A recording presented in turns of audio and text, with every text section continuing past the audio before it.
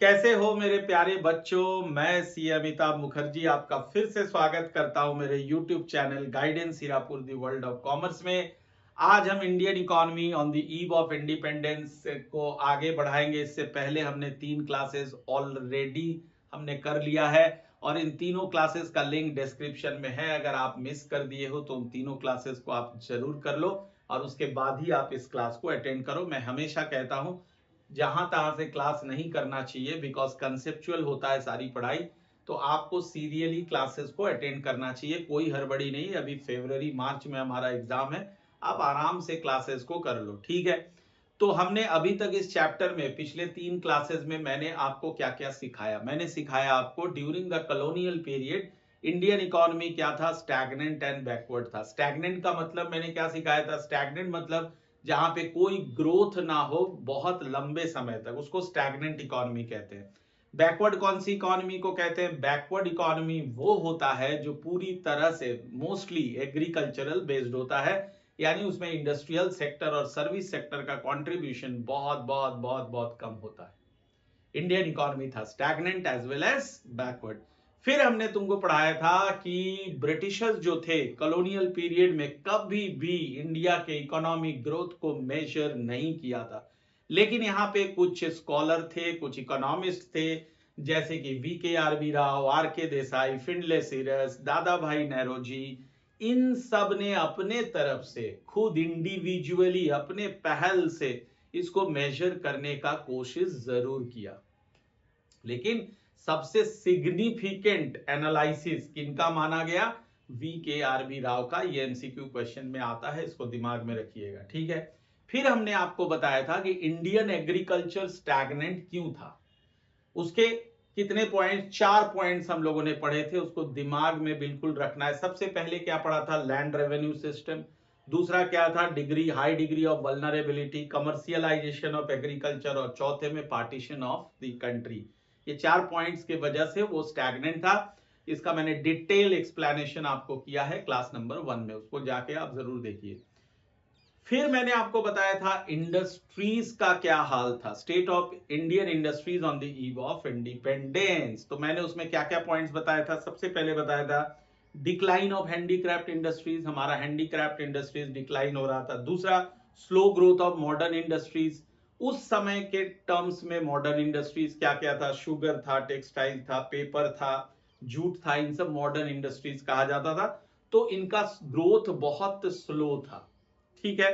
Number 3 में मैंने क्या बताया था? Lack of capital good industries. Capital good industries कौन से इंडस्ट्रीज को कहते हैं बच्चों? कैपिटल गुड उन गुड्स को कहते हैं जो कि दूसरे गुड्स को बनाने में काम आती है, लाइक मशीनरीज वगैरह। फिर क्या बताया था? फिर बताया था lesser participation of the public sector, यानी गवर्नमेंट का इंडस्ट्रियलाइजेशन में बहुत कम पार्टिसिपेशन था, जबकि उनका पार्टिसिपेशन ज्यादा जरूरी होता है क्योंकि उनके पास पैसे ज्यादा होते हैं और इंडस्ट्रियलाइजेशन के लिए इन्वेस्टमेंट बहुत ज्यादा लगता है। और सबसे अंत में बताया था चूंकि इंडस्ट्रीज ग्रो नहीं कर रहे थे इसलिए इनका कंट्रीब्यूशन जीडीपी में बहुत कम था। फिर इंडस्ट्रियलाइजेशन से रिलेटेड मैंने आपको एक्सपोर्ट सरप्लस के बारे में पढ़ाया था। एक्सपोर्ट सरप्लस याद करो क्या कहा था कि एक्सपोर्ट जब इंपोर्ट से ज्यादा हो तो वो सरप्लस पैसा जनरेट करता है और उस सरप्लस पैसे से हम लोग अपने कंट्री का ग्रोथ करते हैं। लेकिन ब्रिटिशर्स हमारे कंट्री का घंटा ना ग्रोथ कर रहे थे, वो क्या कर रहे थे? उस एक्सपोर्ट सरप्लस को अपने कंट्री के लिए यूज कर रहे थे। तो यहां तक आप बहुत अच्छे से पढ़ाई किए थे। डेमोग्राफिक प्रोफाइल के बारे में भी मैंने बताया था। डेमोग्राफिक प्रोफाइल में क्या क्या आता है? सबसे पहला इंपॉर्टेंट क्या था? Why 1921 is regarded as the year of great divide. तो मैंने तुमको सिखाया था 1921 तक हमारा बर्थ रेट भी हाई था, डेथ रेट भी हाई था, इसलिए पॉपुलेशन बहुत स्लोली ग्रो कर रहा था। लेकिन 1921 के बाद से पॉपुलेशन का ग्रोथ स्पीड पकड़ने लगा, तो इसलिए 1921 को ईयर ऑफ ग्रेट डिवाइड कहा जाता है। उसके बाद आपने डेमोग्राफिक प्रोफाइल में पढ़ा था इन्फेंट मोर्टेलिटी रेट के बारे में, लिटरेसी रेट के बारे में, ये सब मैंने आपको डिटेल्स में बताया है। आप जाइए उन क्लासेस को जरूर कीजिए और फिर इस क्लास को अटेंड कीजिए। तो आज के क्लास में हम लोग क्या पढ़ने वाले हैं? आज के क्लास में हम लोग पढ़ने वाले हैं अबाउट इंफ्रास्ट्रक्चर कंडीशन। उस समय on the eve of independence Bharat के इंफ्रास्ट्रक्चर का क्या पोजीशन था। उस इंफ्रास्ट्रक्चर में हम लोगों को सीबीएसई क्या क्या बोला पढ़ने? रेलवेज के बारे में पढ़ो, रोडवेज के बारे में पढ़ो, एयर एंड वाटरवेज के बारे में पढ़ो और कम्युनिकेशन के बारे में पढ़ो। कम्युनिकेशन यानी पोस्ट ऑफिस वगैरह, ठीक है। तो सबसे पहले बात करेंगे हम इंफ्रास्ट्रक्चर होता क्या है एक्चुअली। बच्चों ये टर्म बहुत इंपॉर्टेंट होता है किसी भी कंट्री के ग्रोथ के लिए। इंफ्रास्ट्रक्चर हम उन सर्विसेज को और उन फैसिलिटीज को बोलते हैं जो कंट्री के इकोनॉमिक ग्रोथ को बढ़ाता है। बढ़िया से सुनना, बढ़िया से सुनना। क्या बोला मैंने? इंफ्रास्ट्रक्चर मतलब उन सर्विसेज और उन फैसिलिटीज को बोलते हैं जो कंट्री के इकोनॉमिक ग्रोथ को बढ़ाता है। सर इकोनॉमिक ग्रोथ क्या होता है? मैंने आपको क्लास 11 से बताया है। इकोनॉमिक ग्रोथ का मतलब होता है जिस कंट्री का जीडीपी कंसिस्टेंसी दिखाता है, यानी ग्रोथ में कंसिस्टेंसी दिखा रहा है, जीडीपी बढ़ता जा रहा है, इसका मतलब उस कंट्री में इकोनॉमिक ग्रोथ हो रहा है। तो इकोनॉमिक ग्रोथ क्या बोला मैंने? जीडीपी कंसिस्टेंटली बढ़ रहा है। तो जीडीपी क्या होता है? Goods and services produced in a country. तो गुड्स एंड सर्विसेज को प्रोड्यूस करने के लिए जिन जिन सर्विसेज और फैसिलिटीज की जरूरत होती है उसे हम इंफ्रास्ट्रक्चर कहते हैं। क्लियर है? दो तरह का इंफ्रास्ट्रक्चर होता है, एक इकोनॉमिक इंफ्रास्ट्रक्चर और एक सोशल इंफ्रास्ट्रक्चर। तो आओ बात करते हैं। देखो इंफ्रास्ट्रक्चर का मतलब होता है it refers to the basic services and facilities that are necessary for an economy to function. ठीक है, इतना समझ गए। इंफ्रास्ट्रक्चर दो तरह का होता है, एक है इकोनॉमिक और दूसरा है सोशल। बाबू इकोनॉमिक क्या होता है? Which facilitates the production of goods and services directly, जो गुड्स एंड सर्विसेज प्रोडक्शन में डायरेक्टली फैसिलिटीज प्रोवाइड करता है। जैसे जैसे अगर मैं बताऊं पावर, फिर तुम ले लो ट्रांसपोर्ट, ठीक है, फिर ले लो कम्युनिकेशन। तो ये सब क्या है? ये सब इकोनॉमिक इंफ्रास्ट्रक्चर है। दूसरा आता है सोशल इंफ्रास्ट्रक्चर जो कि इनडायरेक्टली गुड्स एंड सर्विसेज के प्रोडक्शन में मदद करता है। मुझे एक चीज बताओ, एक अनपढ़ आदमी है और एक लिटरेट आदमी है, कि लिटरेट है एक लिटरेट है, तो मुझे बताओ किस आदमी का प्रोडक्टिविटी ज्यादा होगा? प्रोडक्टिविटी यानी प्रोडक्शन करने की कैपेबिलिटी किस आदमी में अधिक होगा? तो सर ये तो बहुत इजी आंसर है, लिटरेट आदमी में ज्यादा होगा। तो लिटरेसी कहां से आता है? लिटरेसी तभी आता है जब आपके कंट्री में एजुकेशन को आप डेवलप करो। यानी सोशल इंफ्रास्ट्रक्चर में क्या आता है? Education facility, schools, colleges, universities. आप जितना ज्यादा ग्रो करोगे आपका एजुकेशन ग्रो करेगा और सोशल इंफ्रास्ट्रक्चर बिल्ड होगा और वो इनडायरेक्टली आपके जीडीपी में मदद करेगा। सर दूसरा होता है हेल्थ फैसिलिटी। आप कितने भी पढ़े लिखे हो लेकिन अगर आप हेल्थ से कमजोर हो, अगर आप हमेशा बीमार रहते हो तो फिर आप जीडीपी में मदद नहीं कर सकते हो। तो सोशल इंफ्रास्ट्रक्चर में बेसिकली क्या क्या हमने पढ़ा? एजुकेशन एंड हेल्थ, ये दोनों सोशल इंफ्रास्ट्रक्चर का पार्ट है। तो अब हम देखते हैं उस समय कॉलोनियल पीरियड में इंफ्रास्ट्रक्चर का क्या हाल था। तो सबसे पहले बात करेंगे हम रेलवेज की, ठीक है। तो रेलवेज का देखो क्या क्या इंपॉर्टेंट पॉइंट्स है, ध्यान में रखना। British government introduce railways in India in 1850। Babu very important for MCQ. Railway का उद्घाटन हुआ था, इंट्रोडक्शन हुआ था 1850 में और रेलवे ने ऑपरेशन अपना चालू किया था 1853 में। तो दोनों में कंफ्यूज मत करना। ये है इंट्रोडक्शन, रेलवे को घोषित किया गया, अनाउंस किया गया 1850 में और इंडियन रेलवेज ने अपना ऑपरेशन चालू किया 1853 में, 3 साल के बाद। क्लियर है? फिर आगे आता हूं पॉजिटिव इंपैक्ट्स। रेलवे का पॉजिटिव इंपैक्ट्स हमारे इकोनॉमी के लिए क्या था? ध्यान से देखो। सबसे पहला, it provides cheap and rapid transport system. ठीक है, रेलवे आज भी कोई भी वाटरवे ले लो, एयरवेज ले लो, रेलवे आज भी चीपर है। लंबी दूरियां बहुत सस्ते में आप तय कर सकते हो। ठीक है, उस समय भी वही हाल था। It broke geographical and cultural barriers. पहले क्या था, अगर कलकत्ते में आप थे तो गुजरात आप कभी नहीं जा पाते थे, इतनी दूरी थी। तो गुजरात, कलकत्ते वाले जो बंगालीज है वो गुजराती कल्चर से वाकिफ नहीं थे, लेकिन रेलवे ने इस बैरियर को तोड़ दिया। आप आसानी से ज्योग्राफिकल बैरियर को तोड़ दिया, आप आसानी से एक जगह से दूसरे जगह जा सकते हो। और दूसरा कौन सा बैरियर तोड़ा? कल्चरल बैरियर, यानी आप दूसरे रीजन के कल्चर के साथ वाकिफ हो सकते हो। ठीक है, तीसरे नंबर में क्या कह रहा है? It created new employment opportunities. Obvious सी बात है, इतना बड़ा ऑर्गेनाइजेशन, इतने सारे लोगों की जरूरत थी, तो भारत में एम्प्लॉयमेंट अपॉर्चुनिटीज को इन्होंने बढ़ाया। It promoted foreign trade. Foreign trade में दो चीज आता है बच्चों, आपने पढ़ा है, एक एक्सपोर्ट और एक इंपोर्ट। तो उस समय ब्रिटिशर्स क्या कर रहे थे, रॉ मटेरियल एक्सपोर्ट कर रहे थे, तो रेलवे इस काम को आसान बना देता है। रेलवे क्या करता है, भारत के कोने कोने से रॉ मटेरियल लाके किसी भी पोर्ट या किसी भी हार्बर में जल्दी से पहुंचा देता था। ठीक है, ये काम रेलवे ने किया और इससे एक्सपोर्ट हमारा धड़ल्ले से बढ़ गया, साथ में इंपोर्ट भी बढ़ा दिया।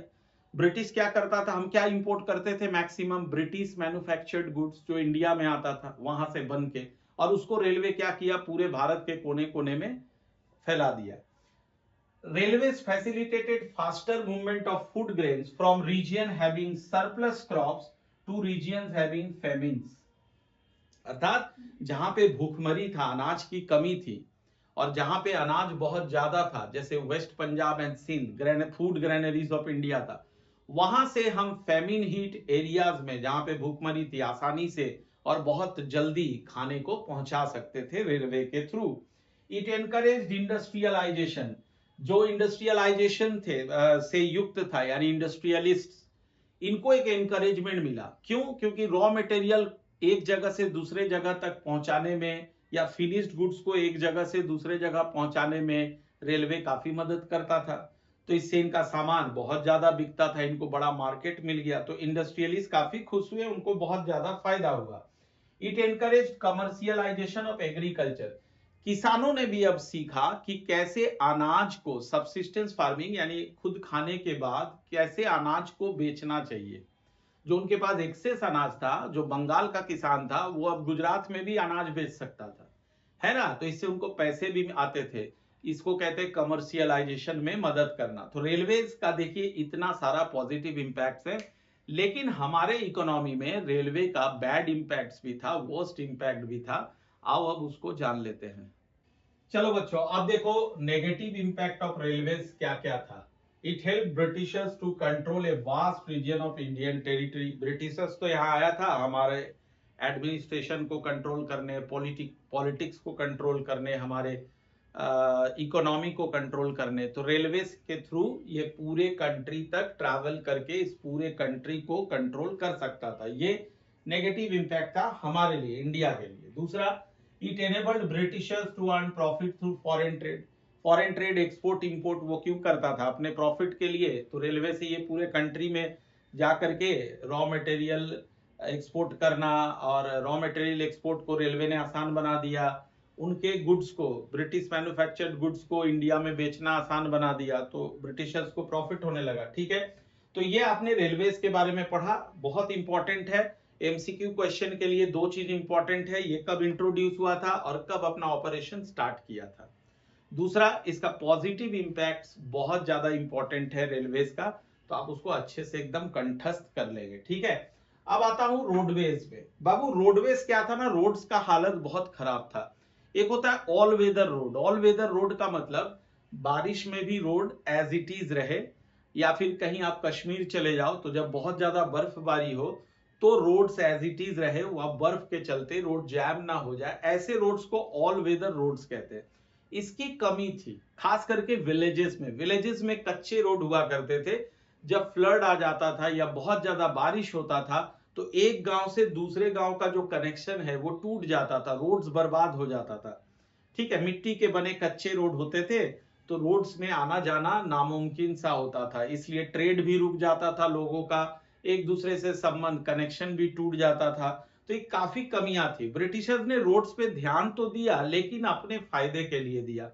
उन जगहों का रोड्स उन्होंने ठीक से बनवाया जहां पे उन्हें इंडियन मिलिट्रीज को, इंडियन आर्मीज को एक दूसरे से दूसरे जगह भेजने में जरूरत पड़ रहा था। क्योंकि उस समय ब्रिटिशर्स ना वॉर लड़ रहा था, first world war, second world war, तो उस समय उसको आर्मी की जरूरत थी। तो आर्मी को एक जगह से दूसरे जगह ट्रांसपोर्ट कराने के लिए जो रोड्स चाहिए वो केवल वो बनाता था, और उन रोड्स को ठीक करता था जो गांव से रेलवे स्टेशन तक का कनेक्शन होता था। वैसे रोड्स को वो ठीक करता था ताकि रॉ मटेरियल वो वहां से आसानी से ला सके। ठीक है, तो ये देखो क्या लिखा हुआ है, roads were build primarily to fulfil the following purposes. कौन कौन सा पर्पस? मोबिलाइजिंग द आर्मी, जो मैंने समझाया, और ट्रांसपोर्ट ऑफ रॉ मटेरियल, कहां से? From villages to railway station. Clear है? और दूसरा पॉइंट है acute shortage of all weather roads in villages. Villages में एक्यूट शॉर्टेज था। ऑल वेदर रोड क्या होता है मैंने अभी अभी बताया।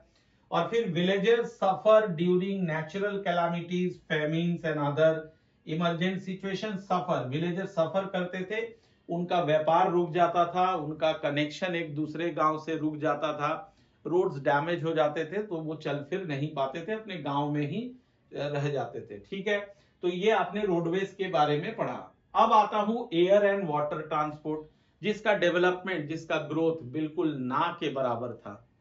ठीक है, यहाँ पे कुछ गिने चुने शिपिंग कंपनीज थी जो शिप्स वगैरह बनाता था, उनका टफ कंपटीशन था फॉरेन कंपटीटर से। फॉरेन में शिप्स बहुत अच्छे बनते थे।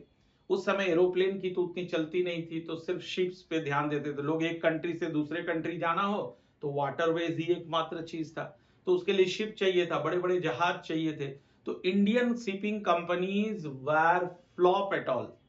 क्यों? क्योंकि उनको टफ कंपटीशन मिल रहा था फॉरेन कंपनीज से।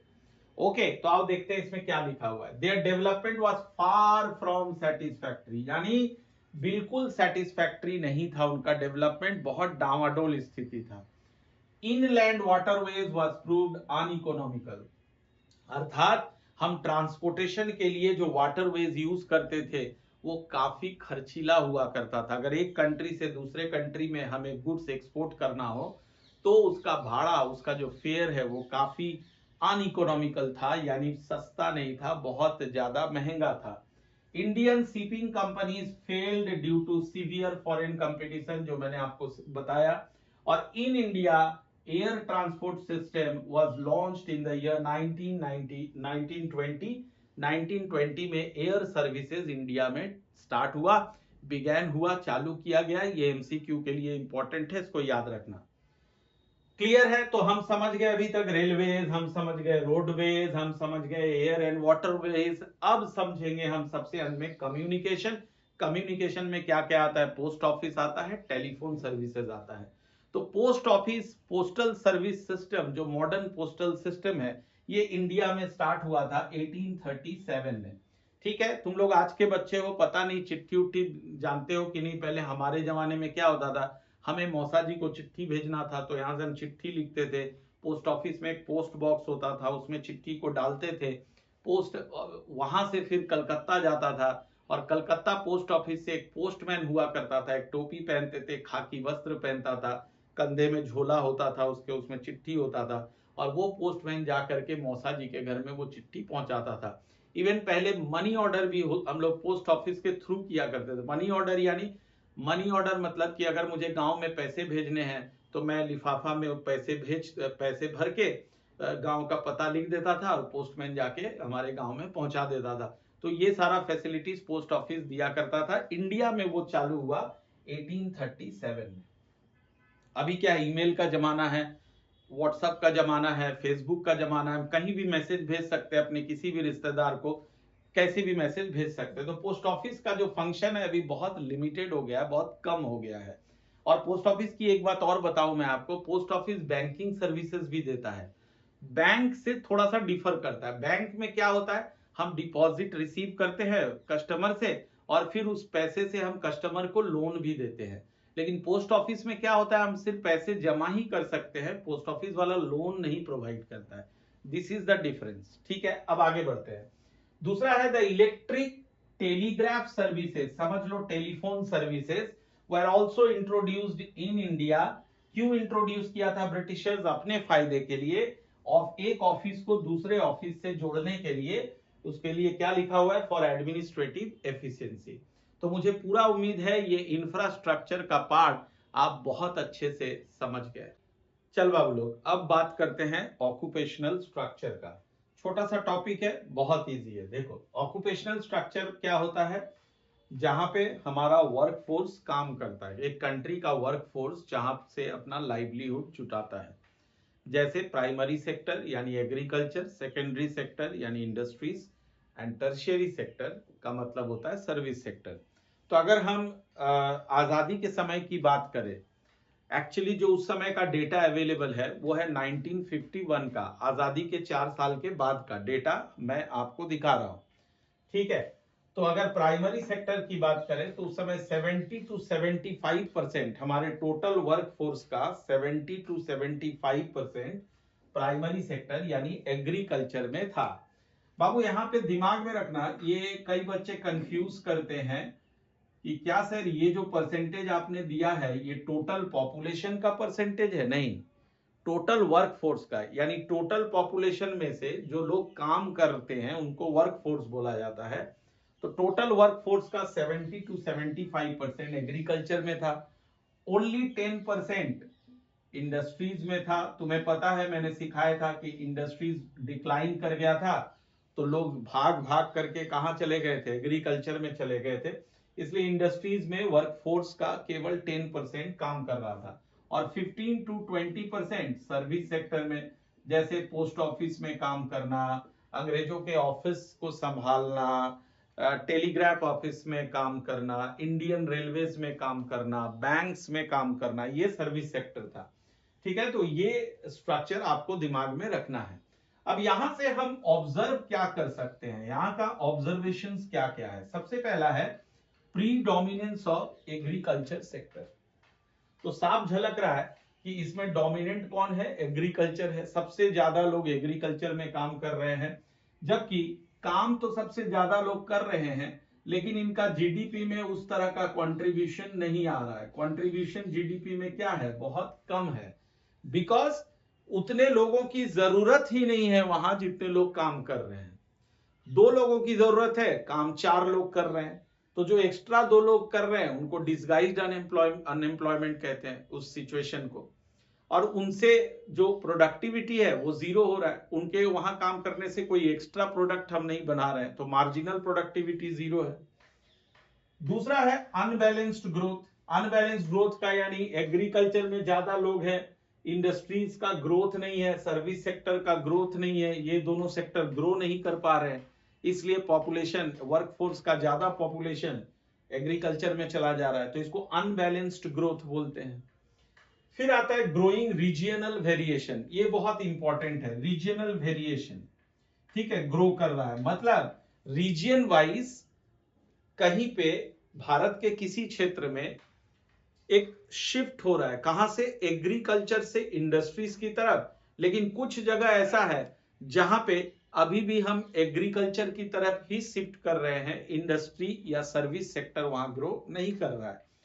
तो ऐसे कौन से जगह है जहां पे एग्रीकल्चर से इंडस्ट्रीज की तरफ हम शिफ्ट कर रहे थे? तो वो है तमिलनाडु, आंध्र प्रदेश, केरला। ठीक है, ये 3 जो है साउथ के स्टेट्स है। फिर आ जाओ वेस्ट बंगाल एंड महाराष्ट्र। ये कुछ 5 जगह है जहां पे हम एग्रीकल्चर से कहां शिफ्ट कर रहे थे? ये लिखा है मैंने, shift from agriculture to industry and service.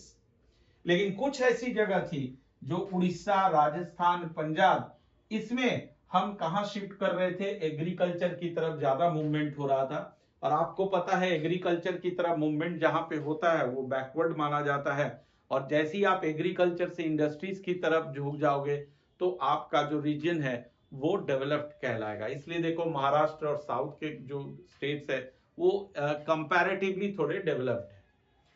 ठीक है बाबू, ऐसा नहीं था कि देखो ब्रिटिश गवर्नमेंट से हमको केवल नुकसान ही हुआ, कुछ अगर है मार्जिनली अगर हम देखें थोड़ा बहुत हमको फायदा भी हुआ था कुछ एक चीजों में। 99% तो नुकसान ही हुआ, 1% कह सकते हो फायदा हुआ, ये मेरा ओपिनियन है। ठीक है, 1% फायदे में क्या क्या हुआ? इफेक्टिव एडमिनिस्ट्रेशन, यानी हम ये सीख गए, हमारे यहाँ के जो पॉलिटिशियंस थे उनको ये समझ में आया कि एक ऑफिस को किस तरह से हम ऑर्गेनाइज्ड वे में चला सकते हैं। ठीक है, एक ऑफिस चलाने के लिए इमोशन से ज्यादा एक एक ऑर्गेनाइजेशन की जरूरत होती है, कोऑर्डिनेशन की जरूरत होती है, प्लानिंग की जरूरत होती है, कंट्रोल की जरूरत होती है। इमोशन से ऑफिस नहीं चलता है, इन सब चीजों की जरूरत होती है, ये ब्रिटिशर्स ने हमें सिखाया। दूसरा, इंफ्रास्ट्रक्चर डेवलपमेंट।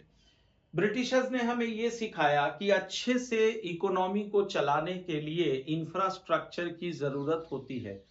लोगों का पढ़ाई लिखाई जरूरी होता है, लोगों का हेल्थ जरूरी होता है, एक प्रॉपर बैंकिंग सिस्टम होना चाहिए, एक प्रॉपर ट्रांसपोर्टेशन सिस्टम होना चाहिए, कम्युनिकेशन सिस्टम होना चाहिए।